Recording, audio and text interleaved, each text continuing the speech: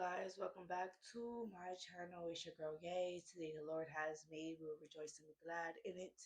Stay fabulous, bigger, better, and blessed. If you're new here today, I am your chosen vessel of the Most High God. My name is Yay. Okay?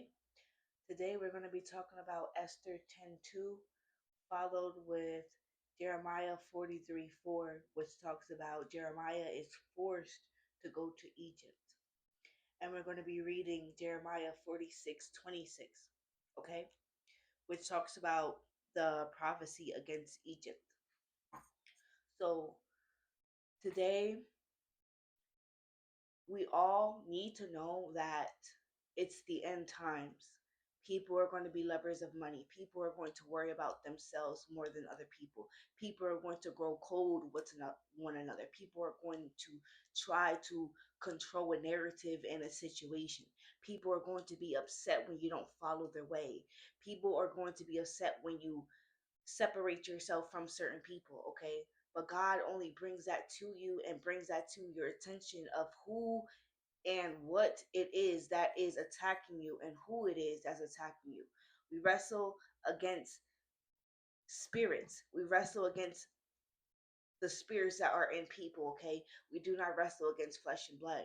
So when people try to hinder you when God was working on you, that was a big warning sign. People don't understand or have this conviction because they are spiritually blind of to stop treating this person this way, of stop having control over places and things and getting upset when things don't go your way, because you need to understand that God gives you everything, that you should supposed to be grateful with everything that he gives you, because it's a trial and a tribulation, and it's a lesson to spirit you and build you up in the spiritual realm. Okay, when you are physically exhausted, when you're physically tired, okay, that means that you are being attacked in your spirit. But when we are in the word each and every day, we are building our resistance, our resilience in the spirit. Okay, despite what we do, how we act, or if we go about this day, how we please and not worried about God, we all have to go to the end of the rope, okay, to judgment. Okay, so focus on your prayer life, focus on how you go about your day, focus on you forgiving others. Okay, do not focus on these people, block them. It will speed up their judgment. Okay, don't worry about them. Don't try to seek people or to ask people about these people that are not in your life no more. Leave them where they are at. Some people was a divine lesson. That sorrow, that hardship that this person, this place, or this situation put you through, it's here to teach you never to go back or revert back to that way again. Okay, because God has saved you. God has given you a personal testimony by repenting, by going to him, by continually praising God through your worst times, your bad times, through your good times, your uncertain times, because you don't know the day or the hour. No one knows the day or the hour when God is going to come back for you, when God is going to call you. Okay, there are consequences of not answering God's call. So we need to be mindful of what we say or do. But until the meantime, focus on your prayer life. Focus on how you worship God. Do not worry about these people or how they're going to get their karma. Okay, block them, move on with your life and tell God what's going on, and continue to move forward, because they will get their judgment. It doesn't matter what it looks like on this physical. It matters about the spiritual, okay? Well, what is done in heaven, which shall be done on earth. So if you lose something on earth, it shall be loosed in heaven, okay? If you bound something on earth, it shall be bounded in heaven, all right? So we're going to be reading Esther 10:2, okay? God is saying, decree and declare victory over your life. Okay, you know what God has got you out of, and you know that he will keep you there, okay, until it's the right time to move, because God's time is always the perfect time. All right. So Esther 10:12, the full account of greatness of Mordecai and all of the king Xerxes acts of the power and might were recorded in the book of Chronicles of the king of Media and Persia. The historical record This verse points to the official historical records of the Media and Persian Empire as the source for further details about these events.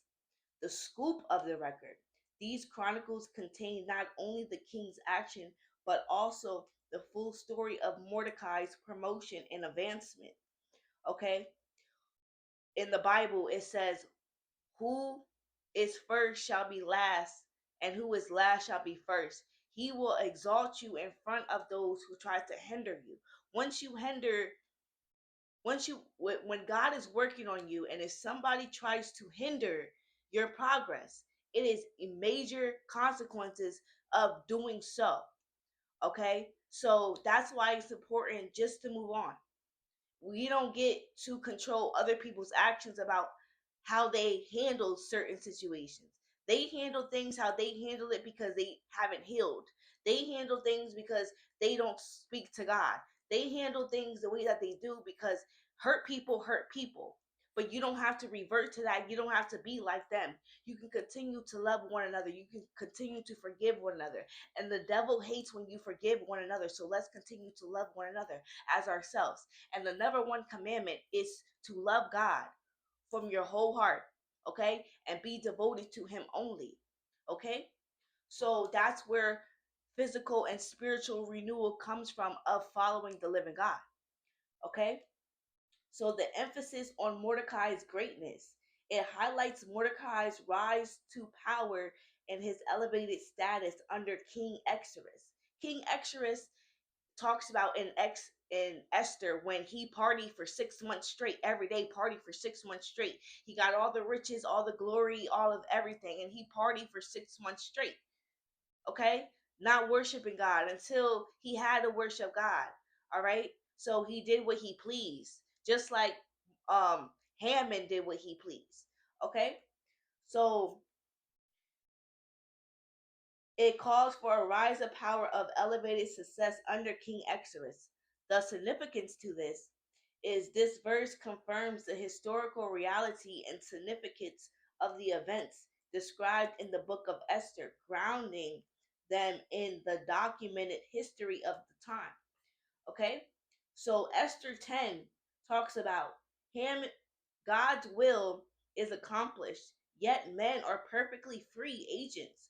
They can do as they please, okay? Because God gives us free wills and gives us options, to do what we want to do. Okay? So yet men are perfectly free agents. Haman did as he pleased. Ahasuerus did what he wanted.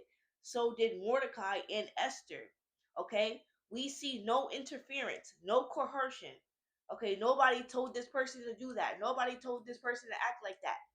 Okay, they did that on their own. We all have free will. Okay?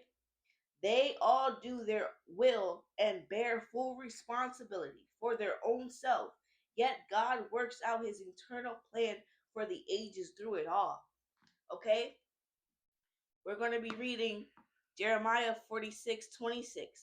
And it says, and I will deliver them into the hand of those that seek their lives, and into the hand of the net of Net Butchanazar. That is a long word. King of Babylon, and into the hand of his servant, and afterward it shall be inhabited, as in these days of old, says the Lord. Okay? So we all have to fend for ourselves. We all have to go to the gate at the end. Okay? It's better to go to funerals than it is parties. Okay? It's better to have a good reputation than it is fine perfume. Okay? You spray perfume on you, it's going to go away in a couple seconds. But if you have a good name, okay, people are going to remember you. Okay? So God is saying, when the roles reverse back to them, when Haman and Esther tried to plot against them, the roles will reverse back to them, where Haman got in trouble instead. Okay? So when people try to hinder your progress of God working on you, okay, meaning that they cannot stop what God is doing in your life. They cannot stop what he is about to do in your life. Okay? So continue fasting and mourning, and this is your confirmation of deliverance from your enemies.